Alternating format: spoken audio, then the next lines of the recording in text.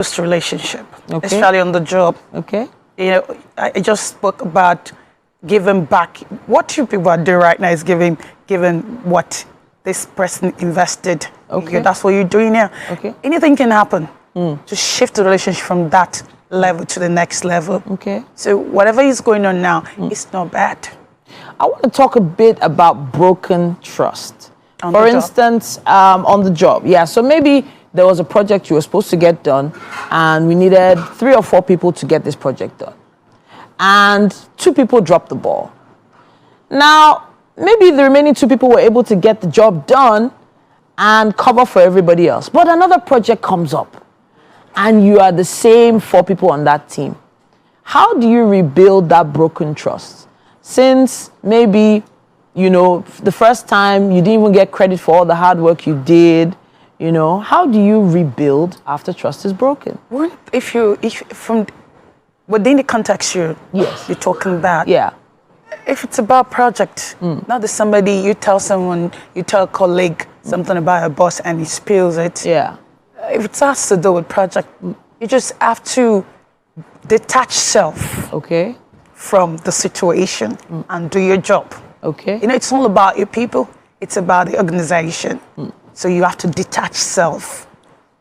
So once Do you your job. remove yourself from it, that means no matter what, the project has to get done. Because it has nothing to do with you people. It's the company's project.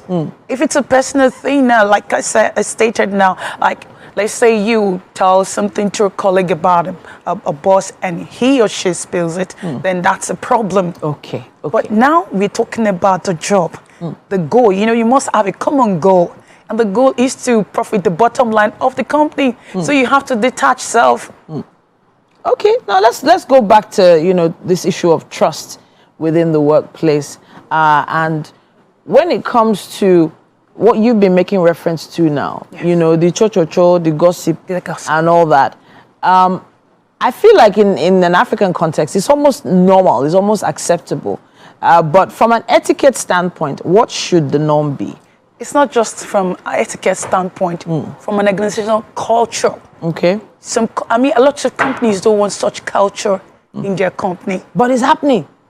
Well, it's happening, but in some places, you won't even know. You won't notice. Okay, you won't notice? Because of the culture.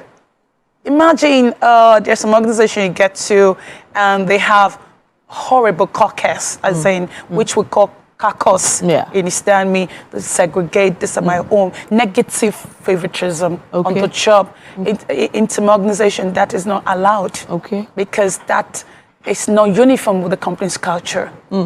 So now, at this point, you've touched on company culture, which is another whole area we need to touch on.